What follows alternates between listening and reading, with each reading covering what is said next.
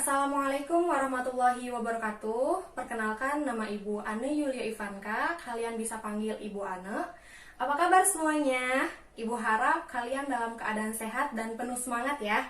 Di video ini, kita akan mengenal bimbingan konseling lebih dekat. Kemungkinan di antara kalian masih takut dengan guru BK atau ruang BK. Karena beberapa ada yang mempunyai pengalaman traumatik, bahkan menganggap guru BK itu polisinya sekolah, atau guru BK itu menyebalkan, atau juga guru BK itu galak. Padahal BK sekarang itu humble, ramah, peduli siswa, dan juga teman curhat yang menyenangkan loh. Jadi kita mengenal lagi tentang BK yuk. Simak videonya ya sampai akhir. Sebelumnya kita baca basmalah dulu ya. Bismillahirrohmanirrohim. Pengenalan layanan, bimbingan, dan konseling. Apa itu bimbingan dan konseling? Bimbingan dan konseling merupakan pelayanan bantuan untuk peserta didik, baik secara perorangan maupun kelompok, agar mampu mandiri dan berkembang secara optimal dalam bidang pengembangan kehidupan pribadi, sosial, belajar, dan perencanaan karir. Dari penjelasan tersebut, dapat disimpulkan bahwa BK adalah layanan bantuan yang dilakukan oleh guru BK untuk memfasilitasi kemandirian perkembangan siswa secara optimal. Maksudnya gimana?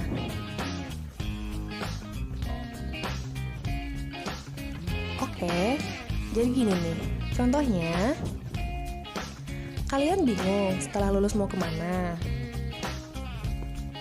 Belum tahu cara belajar yang tepat? Atau kalian belum bisa mengatur waktu dan keuangan? Dan belum bisa bersosialisasi? Nah, di sini BK hadir untuk memberi layanan bantuan kepada siswa. Proses ini dilakukan secara berkomunikasi, bisa dengan tatap muka, ataupun virtual. Tujuan BK yang pertama, bimbingan dalam rangka mengenal lingkungan. Yang kedua, konseling merupakan bantuan yang diberikan kepada peserta didik dalam rangka upaya menemukan pribadi, mengenal lingkungan, dan merencanakan masa depan. Yang ketiga, memandirikan peserta didik dan mengembangkan potensi siswa secara optimal. Bidang layanan BK, bidang pribadi, bidang sosial, bidang belajar, dan bidang karir. Yang pertama, bidang pribadi. Bidang layanan BK yang membantu siswa dalam memahami, menilai, dan mengembangkan bakat dan minat. Yang kedua, bidang sosial. Bidang layanan bimbingan konseling yang membantu siswa dalam memahami dan menilai serta mengembangkan kemampuan hubungan sosial yang sehat dengan teman sebaya, anggota keluarga, dan masyarakat. Bidang layanan BK yang selanjutnya ada bidang belajar. Bidang layanan bimbingan konseling ini membantu siswa mengembangkan kemampuan belajar sesuai dengan arah minatnya, disiplin, mandiri, dan meraih prestasi.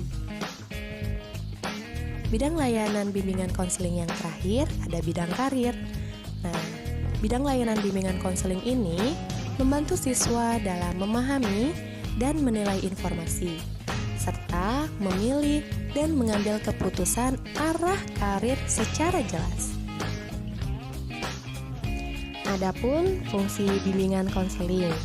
Yang pertama, fungsi pemahaman, fungsi pencegahan, fungsi pengentasan, fungsi pemeliharaan dan pengembangan, dan fungsi advokasi. Jenis layanan bimbingan konseling yang pertama ada orientasi. Layanan ini membantu siswa mengenal lingkungan baru.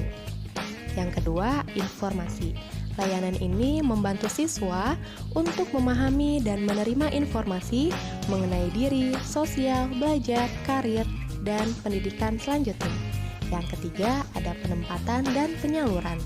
Nah, layanan ini membantu siswa untuk mendapat penempatan yang tepat seperti kelas, kelompok, dan lain-lain. Yang selanjutnya ada penguasaan konten. Nah, layanan ini membantu siswa untuk menguasai kompetensi atau kebiasaan yang berguna untuk kehidupan.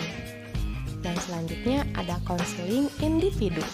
Nah, layanan ini membantu siswa dalam mengentaskan permasalahan pribadinya. Yang keenam, ada bimbingan kelompok. Nah, layanan ini membantu siswa dalam pengembangan pribadi, sosial, belajar, karir, dan pengambilan keputusan melalui dinamika kelompok. Yang ketujuh, ada konseling kelompok.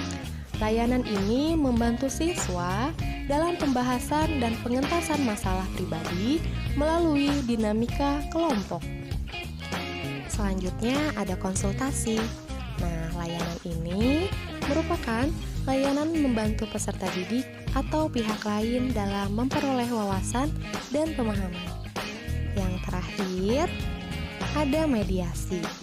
Layanan ini membantu siswa menyelesaikan permasalahan dan memperbaiki hubungan antar mereka.